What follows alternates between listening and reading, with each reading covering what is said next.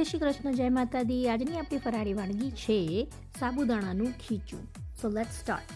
મેં સાબુદાણા છે ને પીસી નાખ્યા છે અને પીસીને એને બોળીને એક 1 ડે માટે રાખી મૂક્યા હતા. હવે મેં એક તવડામાં તેલ લીધું છે, એમાં જીરું મૂકીશ અને મારો સાબુદાણાનું જે વાડકીનું માપ છે એ જ માપનું હું 1.5 વાડકો ભરીને પાણી મૂકીશ. એની અંદર હવે હું સફેદ તલ મૂકીશ.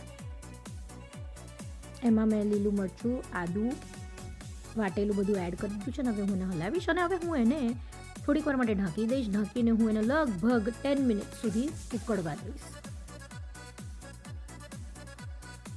ઓકે, વચ્ચે વચ્ચે જરા 1-2 વાર હલાવ્યું છે. હવે એમાં હું સાબુદાણાનો બોળેલો જે લોટ છે એ લોટ ઉમેરી દઈશ.